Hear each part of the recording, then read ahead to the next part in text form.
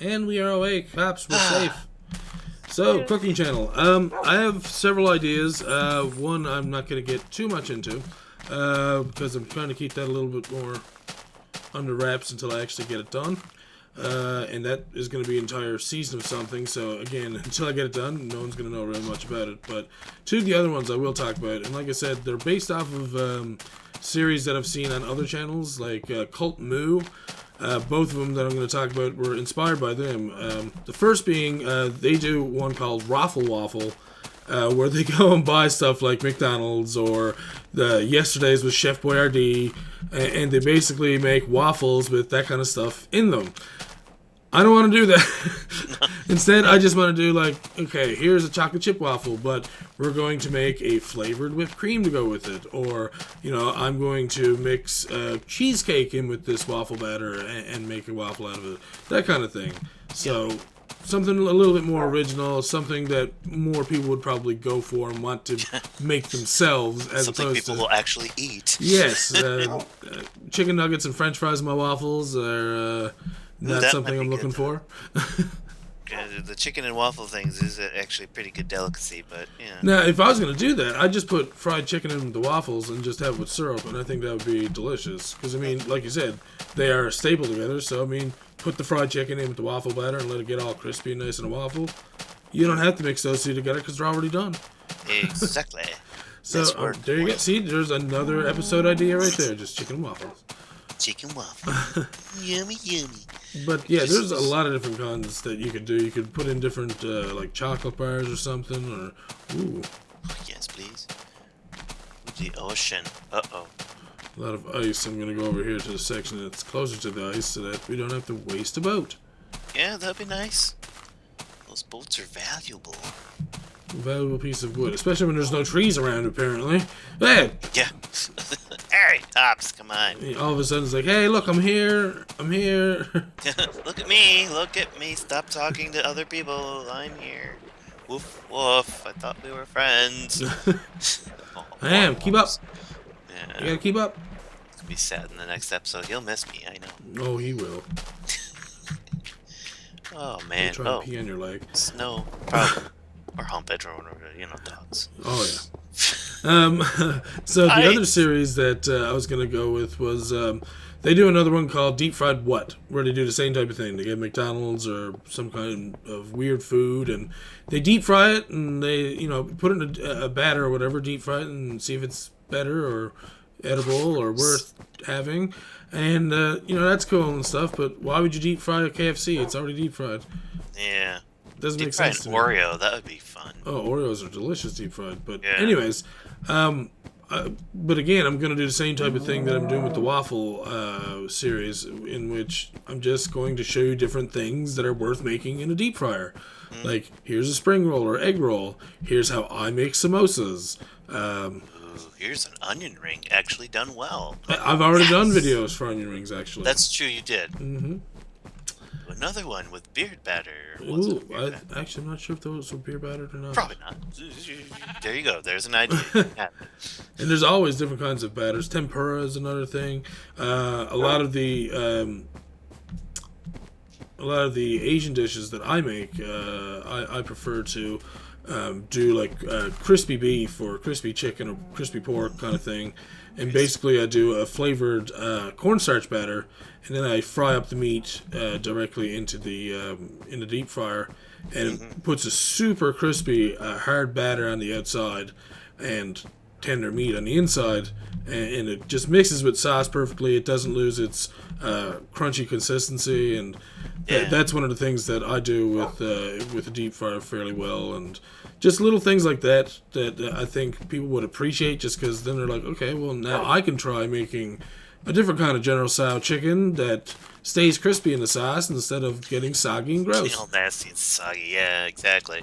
That'd be great. Well, and teaching people how to actually use oil so you can get that crispy outside and get what you want. Indeed. Most people don't seem to know squat about that stuff. So Yeah, well, even safety alone. I mean, a lot of people don't realize, like, oh, I'm going to make homemade fries. Well, I need to wash these potatoes that I just cut up, and then they'll just take wet potatoes and throw them in a deep fryer, and they're like, why is this spitting at me? Why is it burning? And it's like, it's because you're using a deep fryer. Oil and water don't mix, remember that? Yes, hot oil and cold water. Yeah, that's trying to separate it, and by separating it, it's trying to shoot that water out of the deep fryer. It's in hot oil. That little droplet of water is now boiling hot. So yes, it's angry at you. You should deep fry a turkey. I can do turkey parts. Actually, I do have a friend who does have a turkey fryer that he uses at Thanksgiving. So perhaps I could visit him sometime, and perhaps we could try deep frying a couple of different things. I'd like to deep fry a ham. I thought you said a hand for a second there. I'd like to deep fry someone's hand. I'm just going to chop it off. They were trying to do a 5-finger discount, so I'm like, okay, 5-finger discount indeed. Boom. That's the consequence in Canada. They take your hand and fry it. Wow, that's deep. And make you eat it. Yeah, but a ham, that would be awesome. Deep fried ham, I think it'd be great. Would you batter that or just leave it I would imagine, because I'm sure you have to batter a turkey. I haven't really... I've never done it before. I've never done a full turkey, and I've never looked into it, but I've done turkey parts, and I've done it in batter, and oh, God. Or a duck. So good, it's juicy. Now, see, it's been a while since I've had duck, real duck. Mm-hmm. And by a while, I mean, I think I had it once when I was like 5 at some person's house. Mm-hmm. In passing, and I don't even know if I liked it or not. That's how much I remember about it. Well, so you just eat the skin anyways. It's fine. Just leave the meat. But around here, they get duck as well. But around here, it's not the ducks that you would expect. It's saltwater ducks. Oh. Meaning that the meat of these ducks are brown. Oh. Yes. We have a couple of different birds around here that people eat that have brown meat, and I find very questionable to be eating anyways. Mm. The other being another saltwater bird, a tur. Oh. This thing, once it's cooked, looks like someone defeathered and cooked up a crow. Not even kidding. It's like the meat is almost black. Oh, wow. I'm not kidding at all. A tur is very dark meat. It's almost the same color as seal meat. Oh. For all those people out there who think that Newfoundlanders only club seals to, get their pelts and only club baby seals, no. Baby seals don't have big enough flippers to eat. Nope. So, that being said, not all of us do that. It's just the idiots. There was also a time when they used to chop off, these were the extreme idiots, by the way, for the seal hunt.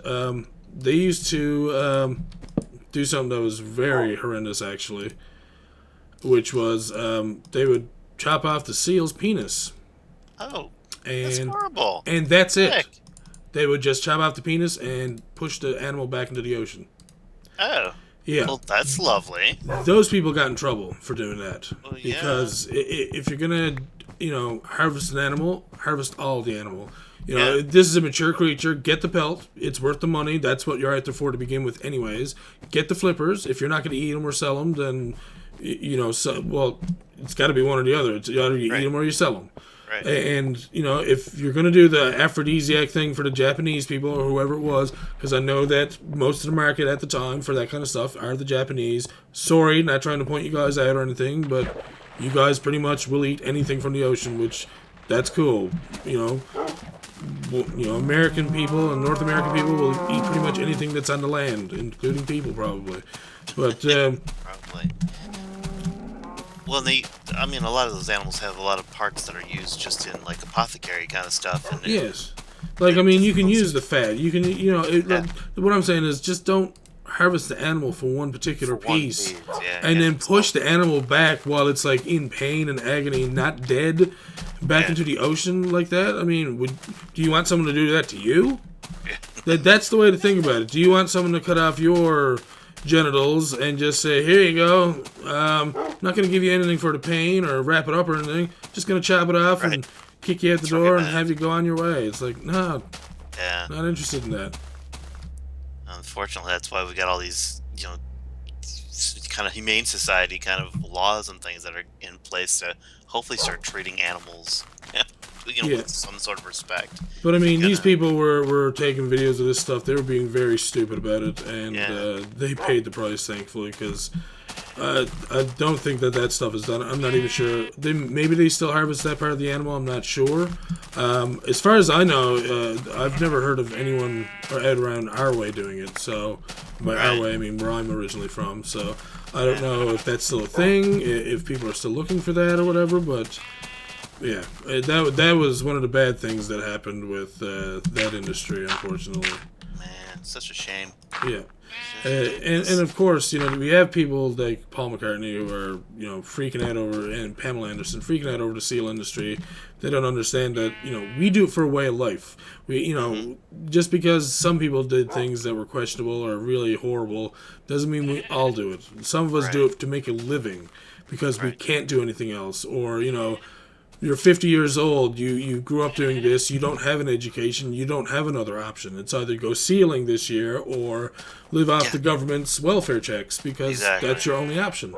Exactly. So, I mean, Anyways, enough about that. I will sleep, and we will see you all again in the morning. Day 4.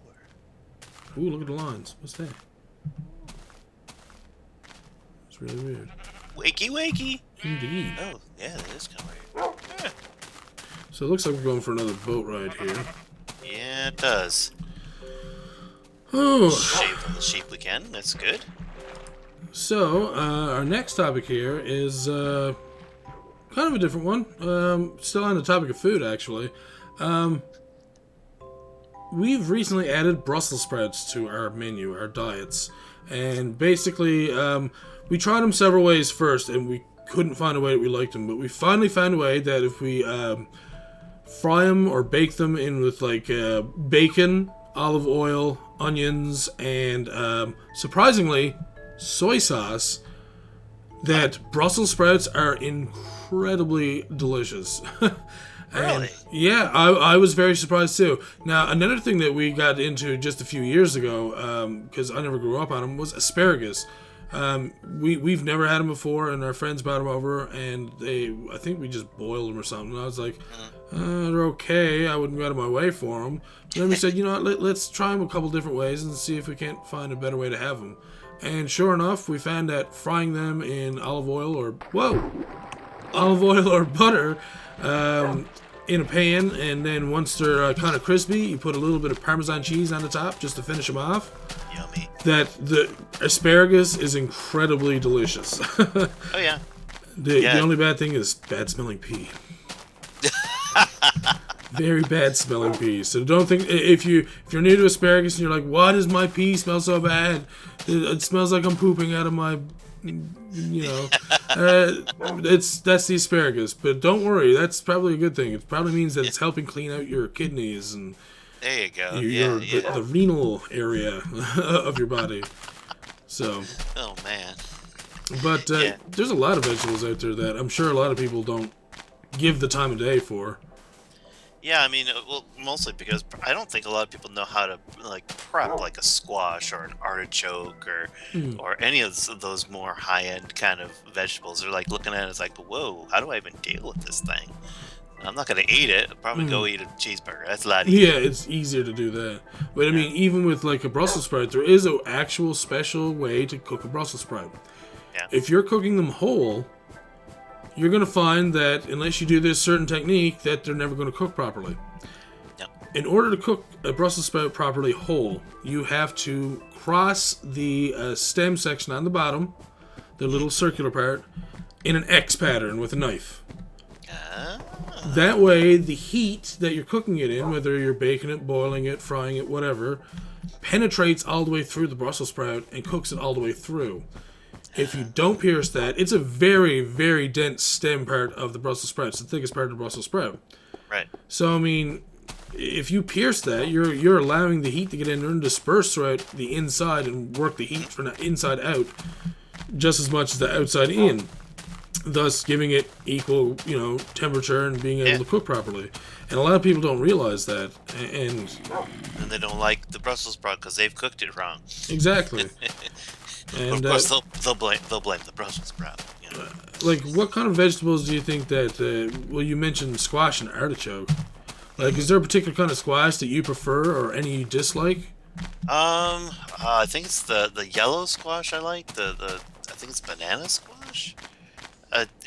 It's one that you can take. Basically, you cook it. You can take a fork and you just can kind of shred it almost. Is it in long strands? Yeah. So, is it a spaghetti squash? Yeah, spaghetti squash, not banana. Spaghetti, yeah. So you like the spaghetti squash? Yeah, I like those. Those are pretty good. That's the one I don't like. Really? Well, there you go. Yeah, and actually, I've heard some people saying that they replace pasta with spaghetti squash because it's supposed to be, well, obviously better for you than a carb, more or less. But yeah, no, I've never been able to get into spaghetti squash. I don't like the texture. Well, that's a valid point. The texture is very important with food. So, and yeah, it's got a wonky texture. If you kind of put it with other stuff, though, sometimes it can be okay. Like if you used half noodles or 2/3 noodles, and you could put some of the spaghetti squash in there too. Oh, yeah. That's People usually do my that, trick, right? is I hide vegetables pretty much in anything. Like I mince spinach a lot of times, and I'll chuck that in like spaghetti sauce or something like that. Yeah. And you never taste it, but it's in there and it's giving you the benefit. Now, here's a question about spinach for you. When you say spinach, do you mean baby spinach or spinach? We have both. I mean, we have some bags like from the market that we go to. They have bags of where it's baby spinach. Is it what, radicchio maybe? There's a couple different kinds of the spinach that you can get in a variety pack basically. Radicchio, But I I like, know, is like more like a lettuce, of the lettuce family, I'm pretty sure. But yeah, I know what you mean. yeah. For myself, I've never liked. I don't know how else to put it. That's why I said spinach. But like the full grown spinach over baby spinach. Baby spinach, I think, is fantastic in a salad or making dip or whatever. It's delicious. Yep. Regular spinach, you son of a. That's like You the fourth dog. time this episode. My goodness.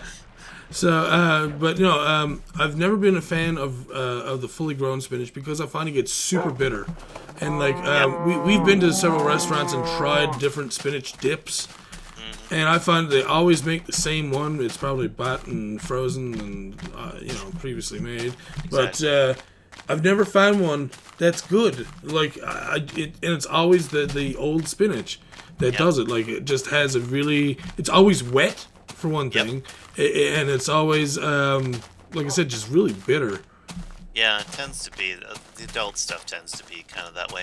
Well, and if I tend to wash the spinach really, really, really, really, really, really well before I ever use it, because there's dirt and nastiness that just kind of. It's a leaf, so there's lots of little hiding spots for that kind of stuff if you're dealing with it. So if you wash it really, really well before it, usually it'll take care of a lot of that bitterness. But yeah, you're right. The baby spinach versus the adult it's definitely a different flavor. Yeah, yeah. Not always a good flavor either. Now that you mentioned cleaning your spinach and stuff, it reminds me of another vegetable that's probably not eaten that often at homes, which is leeks. Oh yeah, Leeks are an incredible vegetable. The reason why I mentioned them in the cleaning is that in order to enjoy leeks properly, you peel off some of the outside and you usually split them up through the middle and then run them under cold water and you spread apart the layers so that all the sand and dirt that's on them comes off, because otherwise you will get sand and dirt and grit in whatever you're making with the leeks. Now we've baked them with other vegetables, root vegetables, and they're incredibly great. Our favorite thing to do with them is to actually leek and potato soup.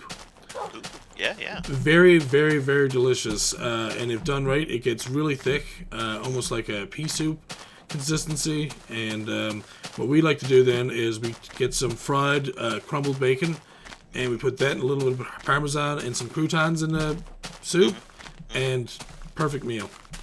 Sounds good to me. Oh, it's so good. And it's so hearty and just makes you feel warm. Like, it's one of those things that you want in the wintertime. Like, oh. Yeah. Wonder if that would be good with sweet potatoes. That's a good question. Now, I know that there is sweet potato soup. I've seen that before. Yeah, I've had that before. That's one of those things that I didn't like as a kid and then rediscovered as an adult. And I love like sweet potato French fries.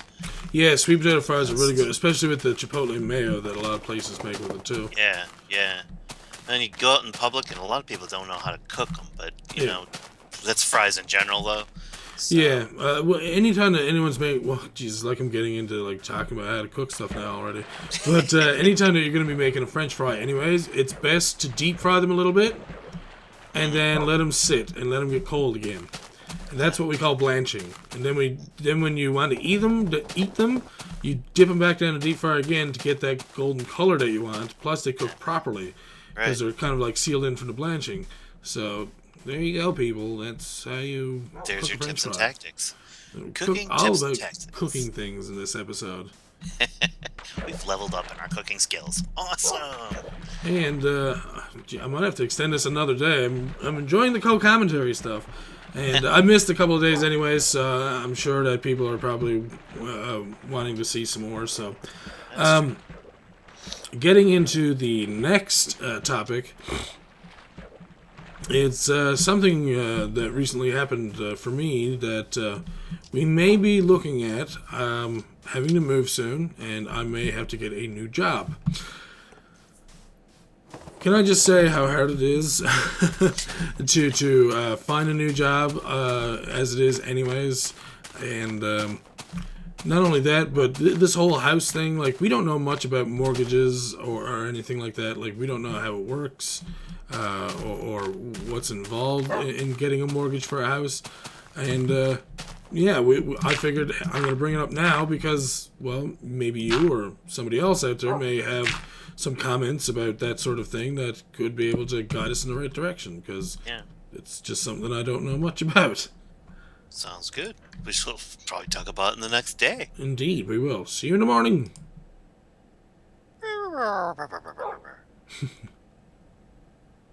And awake again. Yay, we're awake. Come on, let's go. Yes. That's the wrong direction. Thank you. And I think we've had our house now, my wife and I, for 6 years now, and we had to figure it out kind of just we went to a bank actually to talk with one of their advisors, and they kind of talked about mortgages, and we had a friend also that was a real estate person, and that's usually how you can get in. If you know somebody that does it, you can talk with them a little bit, but if you don't, you can just usually call some of these folks, and they'll sometimes pressure you to, do you want to look? Do you want to look? Do you want to look? Oh, yeah. But they can answer a lot of those questions, too. It's not really that hard. Okay. Because, I figured that's what we were going to do if we were going to look into it, was go to a financial advisor type thing or whatever. Yep. But, like I said, I've never done this stuff before. Like, I don't have parents or family around to point me in the right direction, so it's just like, I don't know what to do. I've never done this stuff. It's my first time trying to, suit up for a house kind of thing. So, like, how do we even go about doing that? And by no means am I doing it any time, like, next week or anything like that, or, in the next year or anything even. But, it's just nice to know so that when we do go to start something like that we know where to go and know what to do. Yeah, definitely. Go to a bank that you know and trust, and they'll walk you through all the getting a loan, getting a mortgage, doing all that kind of fun stuff. Mm-hmm. And I use that loosely because it's not owning a home is not always all fun and games. That's for sure, because things break all the time. Oh yeah, and but yeah, because basically the place that we're at right now, we didn't have to pay mortgage, we didn't have to pay rent, but they're looking to sell it more or less, and so yeah, we're more or less, and like I said, it's not anything that we're rushed into by any means, but it's something that we have to think about, and something that I have to. It's added worry and work that I have to do now, because I now have to actually look for, like I said, a better job, just for the fact that even though I have a job, it's not paying me the money I'd want to make. So now I'm actually going through the trouble of looking outside of where I live now here in Newfoundland, safe Newfoundland with low crime and so. Yeah. Can you get out of the way? Jeez. Move it, doggy. You're just hopping in one spot there, and that's why I named them hops. Yeah. I thought it was after one of the ingredients in you're making. No, not at all. It's for the fact that he just keeps hopping everywhere he goes. Jeez. Oh man. But yeah, so yeah, I'm gonna have to find another job, and that's why I'm looking outside of Newfoundland right now, because I obviously do have education, I do have experience, and I didn't want to move out of Newfoundland because I felt it was safe. So now I'm just okay. I'm gonna have to move somewhere. So if I'm moving somewhere, I gotta find a job that's gonna allow me to live in a home and allow me to have a good place to live and allow me to do things and get a new vehicle, because even our car right now, I'm pretty sure it's going to die soon. Very soon. I'm very scared. Yeah. And it seems like all those types of things always pile up at the same time. Yep. That's so true. That happens. Well, I figured with your degree in tech that you'd be able to find like something really quick, but apparently that has not been the case. So. No, because a lot of these places, they're looking for someone like myself for very low wages, or they're looking for someone who has the same experience and education as me, or sorry, the same education and roundabouts of experience as me, but for a longer period of time. Like, oh, well, I need 10 years experience or 5 years experience doing this or that, or like a specific language that I didn't learn or that their company uses, or. And not only that, but a lot of these companies, what they don't realize when they're putting out for these tech jobs, they try to include every single every single last thing, concerning computers that they hear about. So if they see something on the desktop, they're like, oh, we use Vonage IP phone system, even though maybe they don't. Maybe they just use that for their sales system, or or maybe that's something that they used to have there, or maybe they only use it for conference calls or something. I don't know, whatever it is. So then they think, oh, well, you have to have Cisco training, and you're like, wait, what? If I'm certified in Cisco CCNA, I'm not going to go and work for a little dinky company. I'm going to go and work somewhere for like close to $100,000 a year, starting out with my CCNA training and so on. Because usually if you get in a CCNA to the first level, you keep going with that stuff. And you keep, and the more levels of that training, more certifications that you get through Cisco, the higher paid that you will be.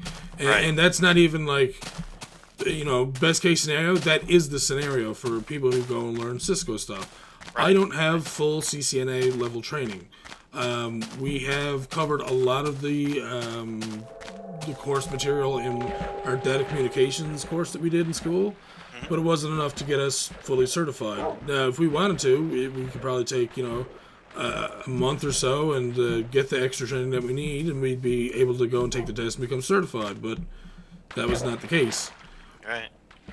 That'd be worth doing, too, just to get the training so you can put it on your resume. Yeah, exactly. But, a lot of these places think that they have to, oh, well, we have a database, so therefore you must know SQL. It's like, but if you have an established database and it doesn't need to change, and or you already have one that's what is it? It's self-improving more, or like it builds on itself more or less. Like if you get a new client, it automatically adds in that new client based on the information that you input into the system, which accesses the SQL, inputs it into the table, etc., etc., etc. Then you don't need to know the SQL. It's already being done. Now, if there's errors, yes, you need to be there to be able to know how to fix an error, this, that, or something else. Fine.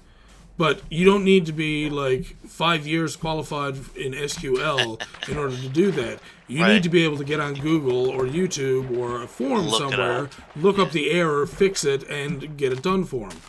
That doesn't require 5 years experience. That requires 5 minutes on Google. Right. So that's a lot of the problems that these companies have, because they don't know that. They think that, okay, well, we need a tech person, so we must have to have them qualified in this, that, or the other thing in order for them to work here, because that's what we think, or that's what we're told, or that's the idea that's implied. And it makes it hard for us, because, and like I said, I do have lots of experience and a lot of different skills, but no one ever wants them, and I don't know. Maybe it's the way I'm writing cover letters and resumes. Maybe I have no idea, but that'd be an interesting thing to go check. Get a couple people, kind of, because that's what I've done with my resume. Is had like 4 or 5 different people read them, Yeah. and then give me feedback, and then I've changed things. Of course, I still didn't get a job just because in my field people want social workers rather than counselors. It's a little bit different training, and they can pay a social worker less than they can pay counselor. Yeah. So, Oh yeah. yeah. See, and that's other things like that. Like, and that's just shitty. Yeah. Because just oh well, you can basically get the same work done, but pay less to a social worker. It's like, but it's not the same work. A social worker does it minimal, and I mean minimal amounts of counseling. And I by no means am an expert in that field. Obviously, you would be more so than I would be. But even I know that, a social worker is not a social counselor. I'm sorry, but it's not. Right. They Those do the people, legal stuff. Games Freeze. There we go. Yeah, they more or less try to get in and out as quickly as possible to get the next job. Yeah. And counselors work with those people on a constant basis. More, long-term stuff. Yes, and social workers aren't like that. They're long-term, but it's only just, okay, I'm checking up on you. Okay, bye. Yeah, exactly. Good, you're fulfilling the caseworker, case job requirements. Exactly. Check it off, and then they go on to the next family that's in need. So yeah, it is a shame. It's one of the big struggles in the medical field too. It's just putting social workers in a place where they're not probably used to their best ability, because they really are trained in the legal system and how to work the system and check up on it. And unfortunately, I'm trained in the other stuff of, challenging people's negative thoughts and helping them work towards a goal, a long-term goal, and helping them, get towards more healthy living and things like that. So it's a shame, that ends up being this, competition where there shouldn't be. I would love to have as many counselors and social workers on staff, because I can't do their job. I wouldn't want to do their job. Not that it's a bad job. It's just not my skill set. I'm not talented in doing it's that adding stuff. extra responsibility where you've already got so many as it is anyways. Exactly. Just piling it more on then. Exactly. But I've said it before and I'll say it again. I really wish that the whole Star Trek frame of mind thing would finally happen to the world, so that we could finally just, everyone could just be friendly and happy and just get on with life, instead of like all the war and all these jobs and having to worry about money and am I gonna have food to eat tomorrow? I don't know. Let's turn on the replicator. Yes, we will. Good, excellent. Okay, Hey. so I need to find a place to hide in there for the night. Oh yeah, it is time. It is getting dark outside. Oh, Hops. Oh, Hops. Hops. Come on, buddy. Oh, we found a nice place over here. Oh, there we go. Nice wall. Cool. Where are you? Where are you? Oh. There he is. He's sitting. Good night, Hops. Whew, indeed. Good night, Hops, my little buddy. Oh, We'll dig a hole, and this has been fun. indeed. It was a lot of fun. It's nice being part of the series that I get to watch. It's like being with a star. Yay! Oh, I wouldn't say that. Let's see. Let's put the cobblestone in there. And move that out of the way. We're out of pork. I wonder why. Hops. Yeah. Oh God. Okay, it's getting dark outside, so let's seal this in. Yeah. There we go. Whew. Safe. Safe, like Newfoundland. Indeed. Yeah. And that's one of the reasons why I tried to stay in Newfoundland, was that I know that Newfoundland's a safe place. Yes, there's still some crime. Yes, there's still some drugs and stuff like that. Oh my God, I just broke my pickaxe. Oh no. I hope you can craft something more. Oh, I should be able to get another one. Oh. Yeah, you found some iron in like 2 episodes ago, so you should have it in your inventory. Oh, I definitely do. I have a bunch of iron already anyways, just from... Oh, come on. I don't need this. Flint. Yay. Right? What am I going to...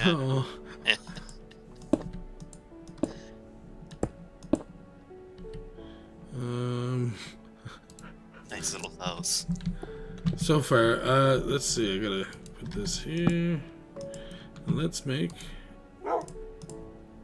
Yeah, I've got almost a stack of iron. Yeah, you do. That works. Besides the 6 iron ore that's sitting here already. Here we go, and I might as well make everything else that I need. Hey, too bad you don't have any diamonds. I don't think you'll ever find that because you'll never be deep enough in the world to get any of those. Yeah, exactly. That's what I'm worried about too. There is no surface diamonds as far as I know. Yeah. I mean, not that you've encountered anything horribly nasty, but it would be kind of nice to be able to make armor and stuff. Well, I mean, that's a thought too for the episode 50 that I want to do as well. Oh, that's true. You could stop walking for a whole episode and maybe do some necessary mining. I'm just wondering. The only thing that I'm worried about is will I lose hops? Like if I make him sit down, will he despawn or will he come back? I don't know. Ooh. That's the only thing I'm not 100% certain about. Well, if he despawns, we'll find another. Oh, don't say that. I don't want to lose him. I know, it'd be sad. There we go. So, that's everything. We're stacked up for the next episode. I'll get rid of this garbage I found. And the next episode. Quiet you! Hey, she's probably keeping his ambers away. But anyways, thank you for joining me, Ben. It was very nice having you. It was an extra long episode, so I don't know how people are going to take it, but it was fun either way. So, again, thank you for joining me, and thank all of you for joining us for this episode of Quest of the Firelands. If you enjoyed, you know what to do. And as always, thank you all for watching. I'm Stephanie Oldworld Gamer, along with Blindmans World, whose channel will be down in the description. And I guess I'll see you all next time for another episode of Quest of the Firelands. Bye now. Good night. Quiet you.